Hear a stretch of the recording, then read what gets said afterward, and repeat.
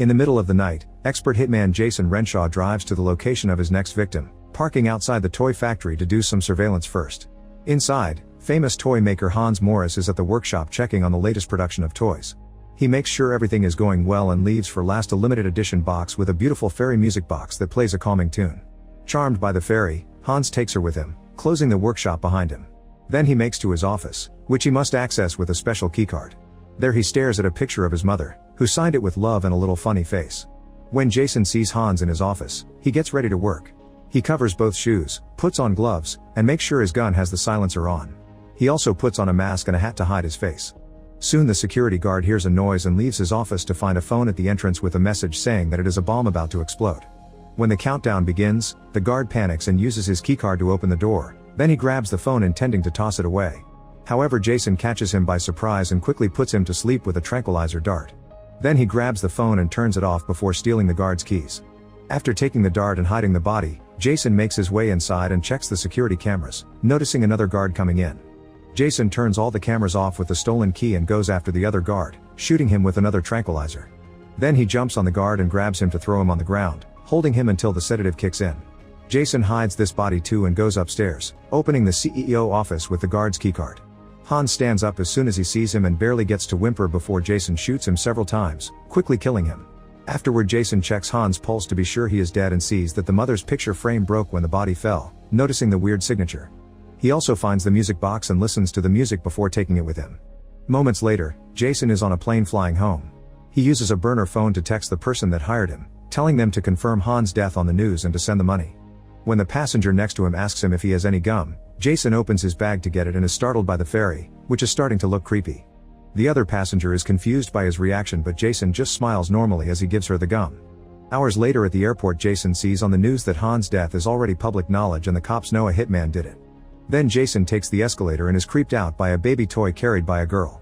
He is so uncomfortable that he has to look away. Eventually Jason returns to his apartment building and cannot help noticing another toy on the front desk, which also belongs to Hans' brand. Once he returns to his apartment, Jason sees the toy duck he left in his pool, which makes him so nervous that he decides to leave it out in the balcony. After taking a shower, Jason gets the fairy music box from his bag and puts it in the glass cabinet where he keeps a memento of every person he has killed. Then he checks his computer and sees his payment has been wired. There is also another job ready for him in London. But first Jason decides to take a nap. In the evening, Jason wakes up to the sound of the doorbell and he checks the security camera to see the receptionist dropping a package at his door. Jason brings it in and notices there is no sender information. However, he notices the same little face he saw on the picture of Hans' mother. Using a knife, Jason starts opening the package very carefully, expecting it to be a trap. After slowly cutting the paper, he is surprised to find a box of toy soldiers that includes their weapons and even vehicles. The brand logo indicates this is from Hans' factory, and there is a sticker announcing a bonus surprise. Once again, moving very carefully, Jason opens the box just a bit and uses a flashlight to make sure it is not a bomb.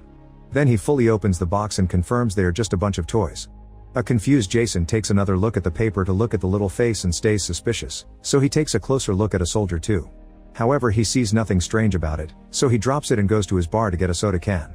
Suddenly Jason hears a noise and sees that the toy box has fallen off the counter. Getting nervous again, Jason stares at it for a moment before checking the other side of the counter for any funny business. There is nothing there, so he comes to the box again and is shocked to find it empty. At that moment the curtains rattle and Jason rushes to look behind them, but once again he finds nothing. Then a lamp goes off on its own and when Jason goes to check on it, he discovers the plug cable has been cut off. Next he sees a light going off in the kitchen too. When he goes closer to investigate, he feels something hurting his foot. Jason jumps back and grabs the mysterious object that stabbed him, only to discover it is a toy army weapon. Then Jason crouches to look under the furniture and something opens fire at him with tiny bullets. He immediately moves to hide as he touches the small scars, confirming the bullets are tiny but still cause damage. When he tries to take another look, the fire starts again and even a small missile flies out, hitting him on the leg with an explosion hot enough to burn his pants and his flesh. Jason rolls on the floor to hide behind a step, and when the fire continues, he rushes to hide in the bathroom. After checking his wounds on the big mirror, Jason grabs a smaller one and opens the door just enough to take a peek. The fire is still going, slowly destroying all the lights and electronics in the apartment. A missile even hits a lamp and starts a small fire. Suddenly the bullets stop, only for Jason to finally be noticed by the enemy. Another missile is shot and destroys the mirror, causing the shards to hurt Jason.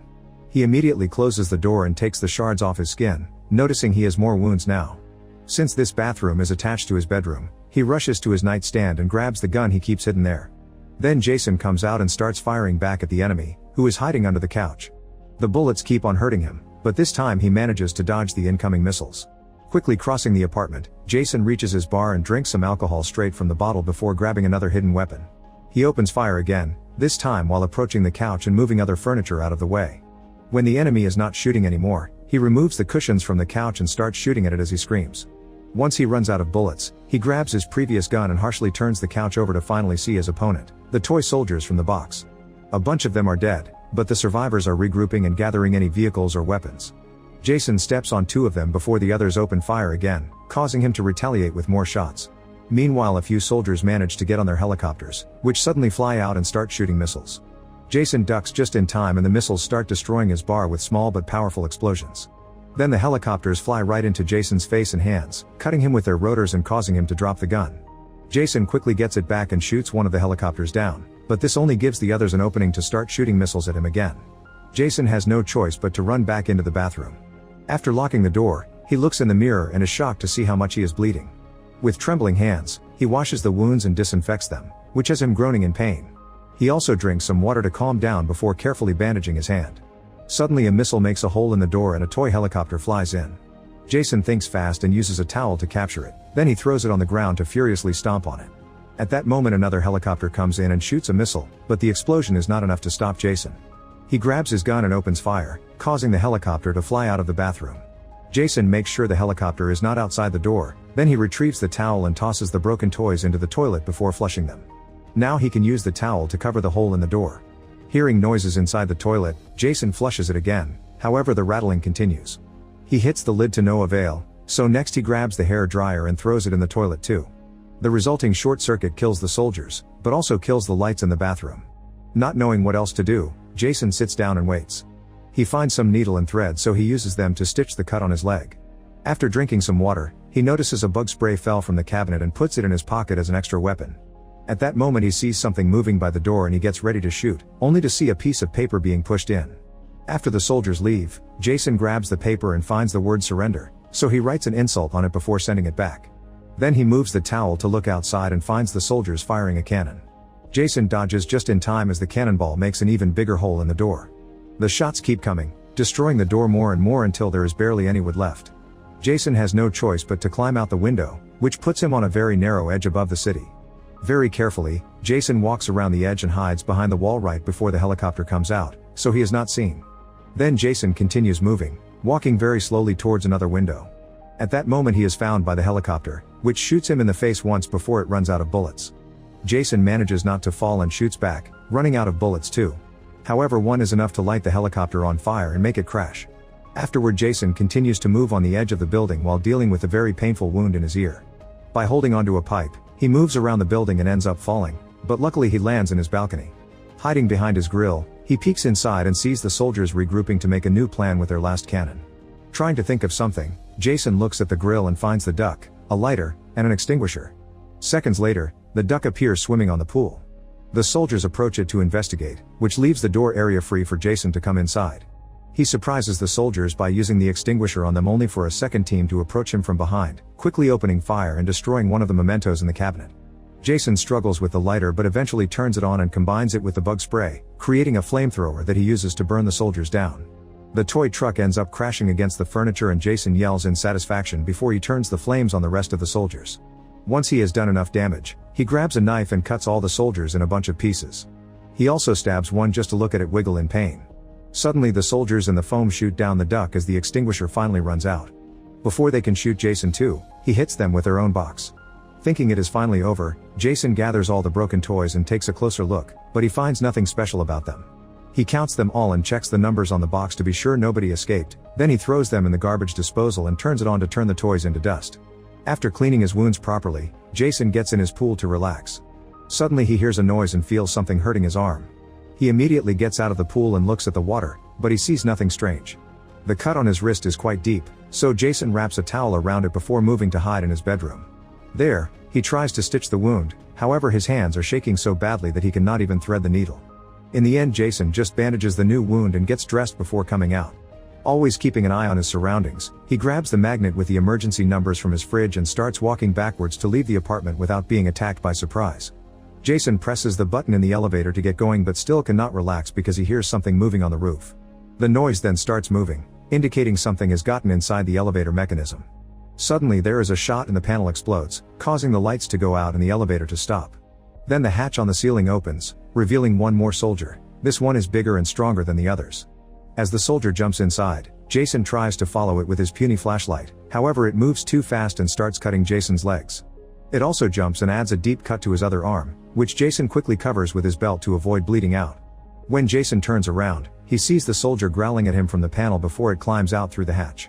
At that moment 2 explosions happen on top of the elevator, making it shake. A desperate Jason jumps a couple of times until he reaches the hatch and he climbs out too, discovering he is stuck between floors.